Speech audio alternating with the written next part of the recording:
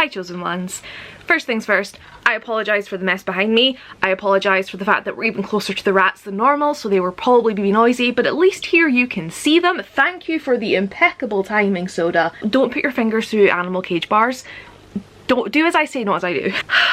January has been a month, okay, and I don't have the energy. So we're sitting on the floor and we're just gonna do this. I in no way expected January to be a good month, but fucking hell, it was worse than I could have thought. It was a lot emotionally, and I was fucking struggling. To everyone who was DMing me all the time and like being like, oh, how are you, checking in, and I was like, oh yeah, I'm good. Fucking lies. I was lying to myself. Like, I genuinely thought I was like, okay. I have like 44 books here to haul. Now, for those of you that don't know Emmanovella very well, when I am in a bad mood, when I am upset, when I am stressed, when I am going through it, I buy shit. And it ain't okay. It's funny, but it's really not. I had people asking, like, commenting on my TB Arcade video and being like, why are you minus 10,000 tickets for buying a book? Like, that's so mean. This is why. Like, I can't even begin to try and show you all of these. I also don't want to try because I've somewhat organized them in a way that justifies these purchases and acquirements, but like, let's be real, it doesn't fucking matter because I have a whole fucking double stacked bookcase of books I predominantly haven't read. It's a good thing I have a like 150, 180 book unhaul coming not long after this video, right? Fuck me. As I say, I was not in a good place in January, and I just automatically go to buying myself books. It's something I'm working on, as seen by the TV Arcade. So I'm trying not to be mad at myself, because at the end of the day, I was still responsible. Like, I've not put myself into debt or anything buying these books. And I do just want to point out that this is not a haul where I'm like, look at me, I have so much money, because like, I don't. A lot of these were second hand, and I do have a big stack of like gifted books because I'm trying to justify it to myself. But it's a whole fucking thing, and that is why from this second on, it ain't happening. I have my 5 books that I'm allowed to buy, and they have to be either for like a book club, a readathon, or like diversifying my shelves. I must read these books in 2021. I know I have a shitload of books that I've acquired in 2020, 2019, whatever, but that's like, okay, maybe you're thinking, well, you should get rid of the ones that you haven't read in 5 years over the ones you just got. No, if I'm gonna buy these fucking books, I'm gonna read them. Like, there's no excuse. And on that note, we're gonna start with the books that I've already read, because it makes me feel better. So the first book that I'm going to haul is Burnout Survival Kit by Imogen Dahl. As I say, I've read this. Can I remember what I rated it? 4 stars, maybe? This is essentially a book about burning out. It says provides instant relief from modern work. I wouldn't say it does, but like, you know, this is very much just a typical self-help book. It's got some quotes, and honestly, it's really just common sense. Things like cut down on social media, say no to work that you can't take on, like, you know, don't overwork yourself.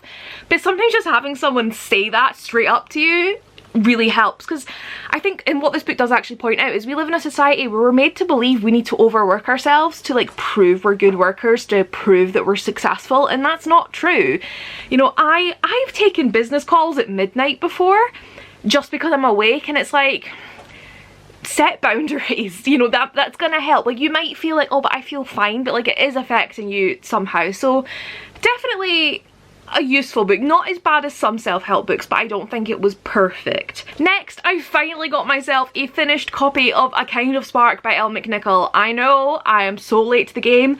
I got an arc of this back before it came out, loved it, have been raving about it. I try and get everyone to buy it, I gift it to so many people, and then I just never ended up buying myself a copy. So I was buying something on Blackwell's because it was the only place I could find this book to dispatch in time for me, like, reading it. Not this one, a different book. So I was like, fuck it, they made this book of the year, I'm finally gonna buy it. So I finally own a finished copy, and I'm so excited for Elle's next book to come out soon. And my next two books are probably the ones I'm most excited about. So I finally got myself a paperback of The Starless C by Erin Morgenstern, which we know I just love, so I was like, I need it. Most of these books actually come to me from Hannah from Ladette M, because she has Waypoint Books, and I was like, Hannah, I'm supporting a small business, which is just an excuse for me to finally add to my collection. So we have that. And then I finally bit the bullet and traded probably the most sought after arc that I owned, and that was Nevernight, the UK arc. I got that before release, tried to read it, couldn't get into it, tried to read it recently, couldn't get into it, and I was like, do you know what? I don't need this book. Also, J. Kristoff, kind of problematic, so I should probably trade it while people still like him and get rid of it. And I hit the fucking jackpot, right? I was kind of being reserved. I was like, oh, I kind of want, you know, something specific for this, thinking no one's gonna let me, like, trade for it. Amber came through. I traded my UK Nevernight arc that I don't give a shit about for the US Starless C arc. I am absolutely fucking thrilled. Like, truly thought this was my unicorn. Well, my main unicorn. I believe there were uncorrected proofs of Wicked by Gregory Maguire. I have seen one on eBay, but it was like 500 quid, and we don't buy arcs. So like, that is like my major unicorn, but this was like this is one people have, and this is one people are never gonna trade. Boom, done. So this made my heart happy. This definitely cheered me up after a shitty month. It's just annoying that it had to happen a couple days ago after all of this happened. What's going on? Oh my god, girls, chill. What will we move on to? Let's move on to this random ass manga that I bought.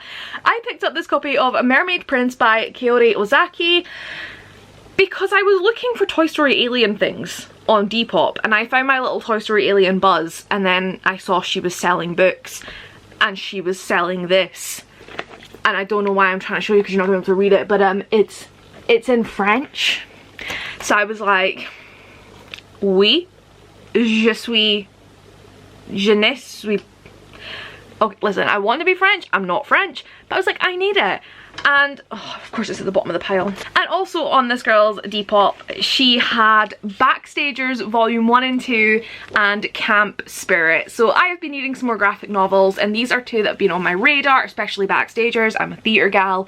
So I was just like, you know what, we're gonna do it. So I have these, and these are justified because they're graphic novels, so they're quick to read, so I definitely need to read them. And I don't know, I just wanted them. I suppose I will show you my subscription box books because you will already have seen them if you watched my Box of Stories unboxing. I have Queens of Fanburn by Kendara Blake. This is immediately in my unhaul pile because it's a prequel series, like prequel novella bind up, and I don't want to read the series, so I was going to throw it, but I'm probably going to sell it, so I don't want to damage it. I have 36 Questions That Changed My Mind About You by Vicky Grant, Hope Is Our Only Wing by Rotendo Tavangerwe, and The Scandalous Sisterhood of Prick Willow Place by Julie Berry. I'm not going to say any more because you can go and watch my Box of Stories unboxing where I actually give you some sort of synopsis. Moving on to further justifying reasons. I have a selection, 4 books for read-alongs, book clubs, whatever. I have Skullduggery Pleasant Book 1 by Derek Landy because Hannah from Ladette M is doing the Dead Famous Book Club where we read a Skullduggery book 1 a month. It's going to take like 15 months. This is the first book and I wanted to take part, so I had to buy a copy of the first book, and I'm going to have to buy a copy every month. What a shame. If I like this one. If I don't like it, I'm not going to keep going, obviously. I have When No One Is Watching by Alyssa Cole. So Zoe from Zoe's All Booked loves Alyssa Cole's romances, and this is Alyssa Cole's thriller, and Zoe really likes it as well. It's going to be Books and Lala's Literally Dead book club for February, and I was like, do you know what, I may as well try it. I'm not a romance gal. I do want to try Alyssa Cole, you know, support my friends' fave books, but this seems more like my thing. And something Zoe has pointed out is that obviously this is a black thriller, black horror, and a lot of white people don't seem to like it because it's like not scary, but apparently that's due to the fact that it's a lot of microaggressions. So I'm glad that I'm aware of that going in, because I think I'll be more aware of it and I might pick up on these things. So hopefully this is entertaining and somewhat educational. I'm really excited to give it a try. And then we have Emmanovella is an Idiot. So the March literary dead, I can't say it, Kayla's Books and Lala's book club is House of Leaves by Mark Z. Danielewski. Danielewski. No, listen, it's 11 o'clock at night. I have had this on my radar for years. I have been desperate to read it, never got around to it. So when I found out Kayla was going to be reading it and it was going to be this book club, I was like, right, I'm going to do it. I'm going to find a copy. Problem is, I've been wanting this edition, which is the full colour edition. I mean, it's not really a lot of colour, but anyway, I was like, I want this one. You just like can't get it. So I think I was on eBay, came across it, and I was like, fabulous, we're going to buy that. And then whatever happened, life moved on. And then a couple of days later, when I was buying some books on Blackwell's, I was buying a kind of Spark and whatnot, I then discovered that they had this edition and forgot I'd already ordered it on eBay. Funnily enough, also from Blackwell's. So I have 2 copies of this book. This book was 15 quid. I spent 30 quid on a honestly, there's times where I'm like, oh, my brain fog's not that bad, and then to the same bookshop and I'm like, oh shit, and my postie already gives me a row for how heavy her bag is with all my fucking books in it without me getting 2 of these fuckers. It was a whole thing. So if anyone wants a copy of House of Leaves, I mean the shipping in the UK probably be really expensive, because the best part is, despite coming from Blackwell's, there was no return option, so I am stuck with 2 editions, but it's fine. Now I'm just going to move on to other books that I bought. No rhyme or reason, no order. I have The Hand on the Wall by Maureen Johnson because I really loved The Vanishing Stair when I finally got around to it over a year after reading Truly Devious. And I am determined to get to this in the next couple months. I think Heart in a Box, the 4th book, but it's like the 4th book, but it's not like an exact continuation of the first Truly Devious stories. I don't know. That comes out soon, so I would like to read this so I can like read that one when it comes out, but we'll see what happens. For some reason, I blame Keris for this. I picked up the first 3 Diviners books in the Australian editions. I listened to the Diviners and didn't love it.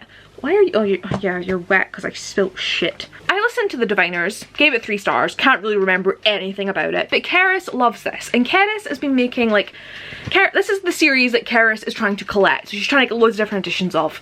And I was looking at them all, and I was looking at the Australian ones, and I was like, oh, I'll try and find some for you on Depop.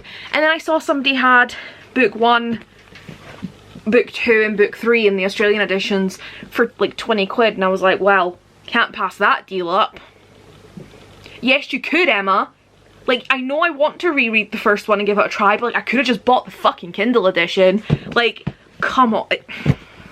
So yeah, now I have these. I still haven't got to the book that made me go to Blackwell's to make a purchase, but I now have another book to show you that I bought from them because it was there, and that is Raynard the Fox by, well, retold by Anne-Louise Avery. This is a signed edition. Don't know why I'm showing you the signature, like it matters.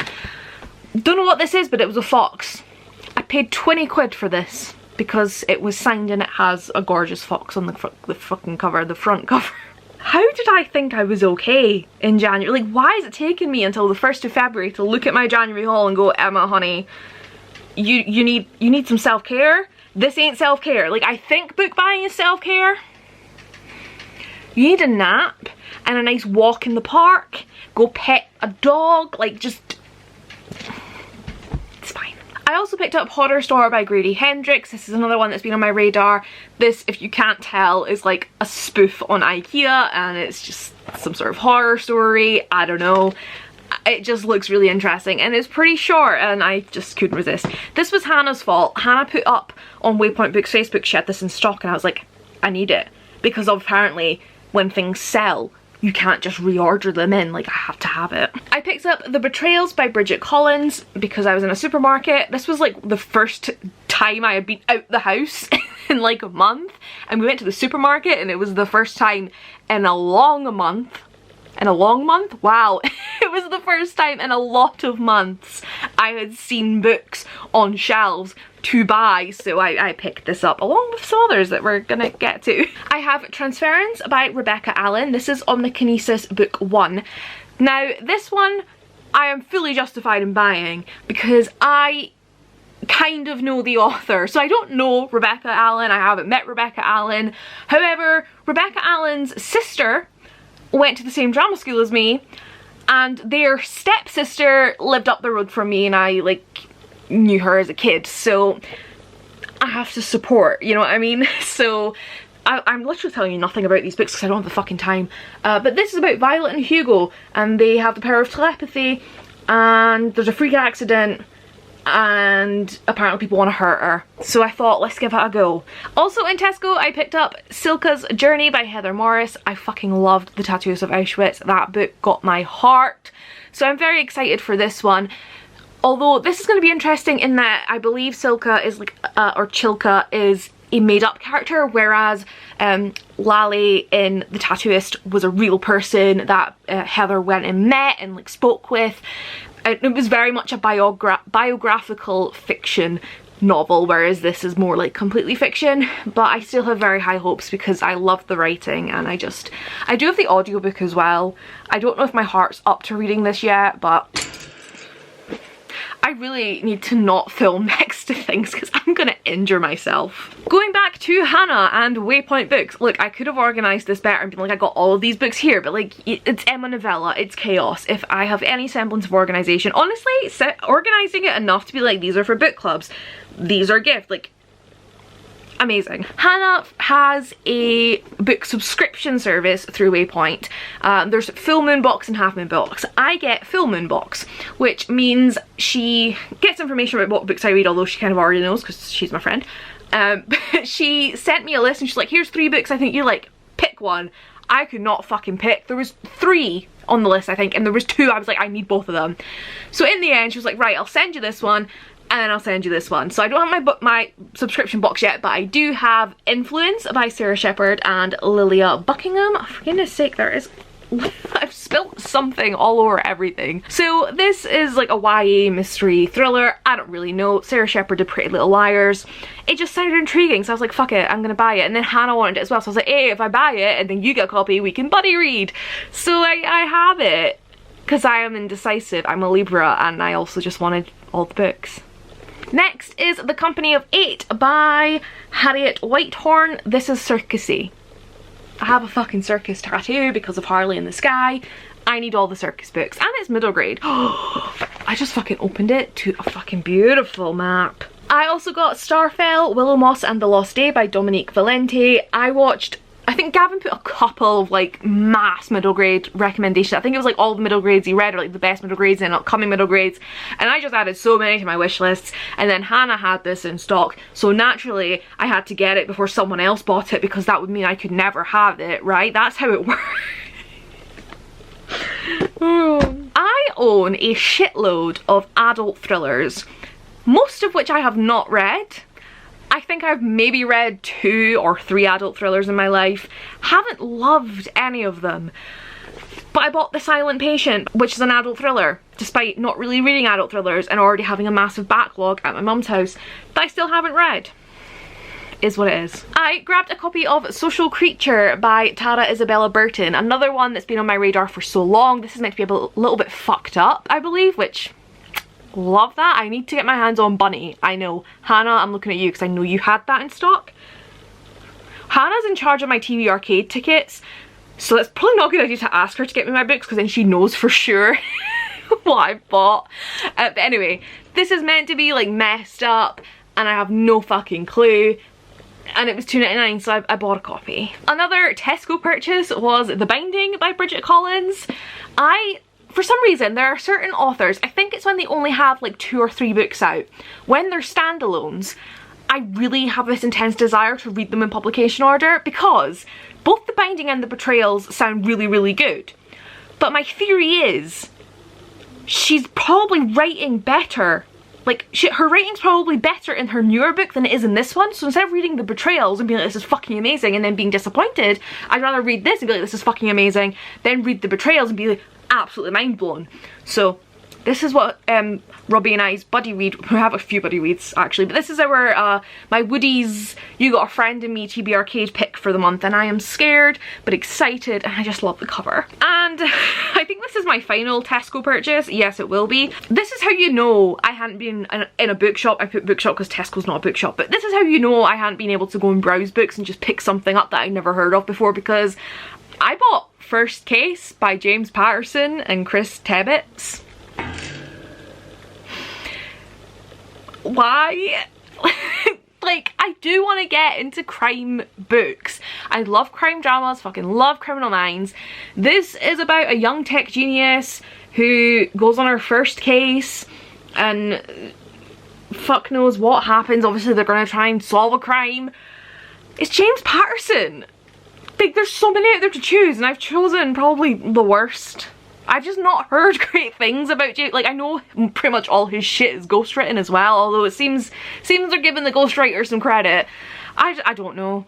So this will be interesting. And the final book that I bought, well, it wasn't the final one I bought, but it's the final one that I have because of the order I picked them up in, is Front Desk by Kelly Yang. This has been on my radar again for a while. I believe it was Lou from Lou in Life had hauled this, and I remember her pointing out that the hardback first edition had a flaw on the back cover, and I wanted to buy it because I was like, oh, that's cool, but it sold out and then they were reprinting and it had been fixed. I just didn't bother. So the paperback came out and I was like, oh, I'm finally gonna buy it.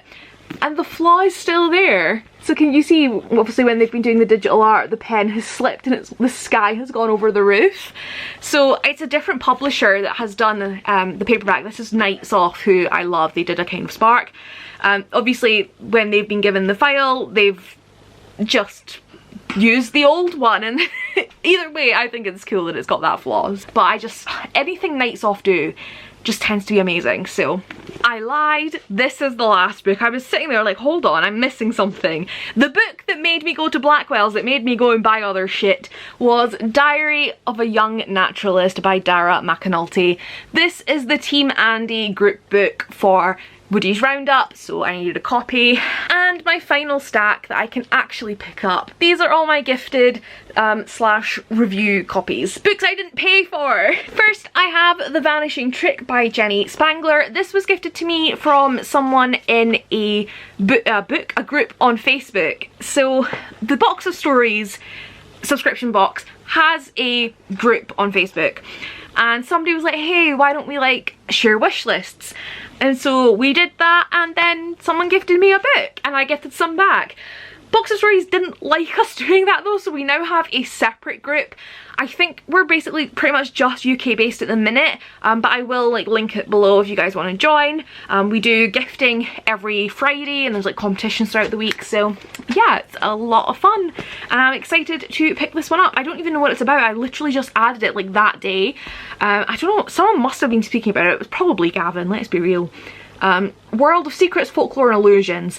Magic middle grade, needed it. I have Fat Lip by Hannah O'Donnell. This is Hannah from Ladette M of Waypoint Books. Hannah has her own book and I haven't read it yet. This is very high on my radar to get to. It's a love story collection, a memoir in parts, an anthology of relatable awkwardness. I relate and connect to Hannah on a spiritual level. Like, we only start talking maybe just before Christmas, it feels like, and we have became like this. Like, we have plans for matching tattoos. Like, we got a whole thing going, so I gotta support my gal. So I'm very excited to get to this. I'm definitely getting to this, like, if not in February, March. It's happening, because obviously my February TBR is ridiculous. March at the latest. Also from Hannah, I have Soulless by Gail Carriger. Hannah was unhauling this. She was like, hey, you might like it, well, I send you it. So I have it. Next, I have two books from Sweet Cherry Publishing. I have Mina Mystery sort of investigates the case of the disgusting school dinners, and Mina Mystery sort of investigates the case of the disappearing pets. These are kids books. They're probably closer to the 5 to 8 age range, as you can see by the giant text with even bigger text highlighted and all the illustrations. But this just sounds so much fun. They reached out to me and asked if they could put me on the list for the arcs for the second book, and I was like, yeah, sure. Is it a companion series or whatever, just because like I'm really invested and I will go and get myself the first one if I need to read it. And they were like, oh, we'll just send you both. And I was like, fucking love you, thank you.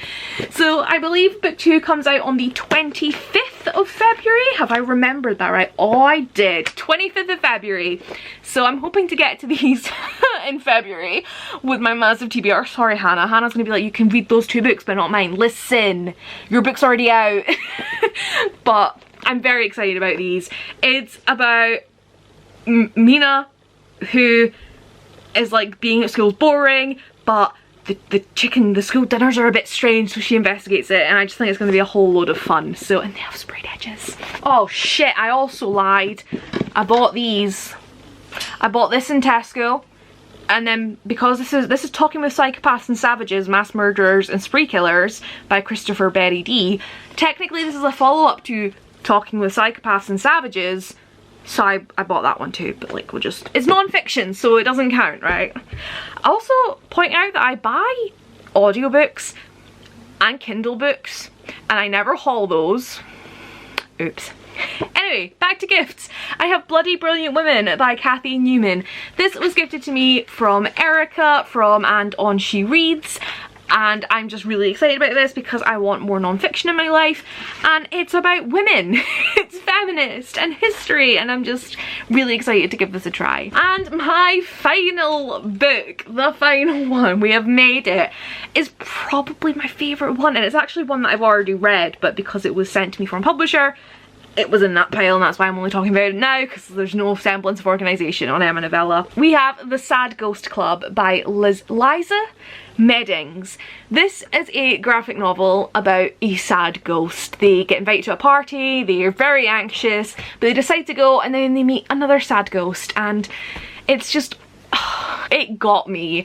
I was part of the blog tour for this, so I did an actual blog post on Saturday instead, which I will link below, but this just was everything to me. I absolutely love this. I love the fact that the Sad Ghost Club actually exists. They have a website, they do a blog, they have a shop, which, this is my favourite thing, right? You know when you read a graphic novel and you're like, that art is fucking stunning, I want it tattooed on my body. Well, I've done this twice, right? And like, Fox and Star, I like DM'd Corley Bickforsmith on Instagram, like, can I get a tattoo? What these guys have on their shop is a tattoo token. It's £15, you buy it, and you can then get any of their art. It's like a free pass to be like, go and get it tattooed. And I just love that, because obviously like Corley was like, yeah, go and do it, like it's fine. And Inky Mole, like they were all like, yeah, cool, whatever. It is really nice to actually pay the actual artists, especially like my Harley tattoo we like modified. So while it was very much inspired and definitely looks like the Harley in the Sky illustration, it wasn't like a complete rip-off, whereas my fox is an outline of the fox. There was only so much we could do. So it's just nice to know that I can take, well, I can't because I haven't paid for a tattoo token, but if I choose to get a sad ghost tattoo, I can like go pay that, and I can go through this graphic novel and I can go, hey, like I want that panel tattooed on my body, and I'm allowed. So I love that, because you know, as an artist, it's so important we support artists. But this was just incredible. As a sad ghost, this just meant everything, and I think I read it at the perfect time. As I say, January was a rough fucking month, and I read it on the day before. It was pretty much the end of the month. It was like the 29th or 30th, and I needed it. I needed that reminder that we're not alone, that everyone has different like ways of dealing with the world, and I love it. And there we have it, an obnoxiously large haul, and I can just see Guru Gossip right now. Hi bitches. Oh, let's not even go there. So yeah, that is, I think, everything that I got in January. I do have a like spreadsheet where I track what I got and where from and how much it cost me. Not gonna lie, the amount of money I spent on books in January was disgusting. So we're aiming for like nothing, preferably in February. So I think that's everything. I've probably missed something, but I am hoping once I move this cage, because there's like this much space, like my bookshelf is like this big, right? but there's like this much of it, like half of it is covered by the rat's cage, and there's maybe this much space between the bookcase and the rat cage, because my rat cage, the new one's bigger than what I thought. So once we get that moved, I'm hoping to do an entire TBR of all the books I have here at my grand's, and then I'll hopefully keep track more of what I'm buying, and I just, listen, I don't know, it's a whole thing. But yeah, this was way too long, absolutely ridiculous. And as I say, TBRcade is in full swing. Tickets must be acquired and tickets must be spent to buy books. Oh well, I have my 5 like free pass, 8 in the TBRcade video, it doesn't matter. We're gonna do better. We're categorically, I am not buying more than 100 books in 2021. And I've already hit half of them. Well, some of these were gifted, not the point. I know I'm laughing, but I'm laughing because like I'm actually like, I'm not embarrassed. Like if I was embarrassed I just wouldn't do a haul, but then again I have no shame, so I'm very much like, fucking tell me off for this, because this is not like, I need to read the shit that I have. Yeah, here's to the rest of 2021 being, I mean, I was gonna say to being better mental health wise. It cannot get worse than it was in January. But we're here, I was hoping to be like, we're here, we're queer, which is true, but not the point I was trying to put across. I don't fucking know what's going on. I hope you guys like this. I hope you guys hold me accountable. Yeah, I guess I'll see you in my next video. Why did this happen? I could put these away. I don't have space. I'm gonna go read.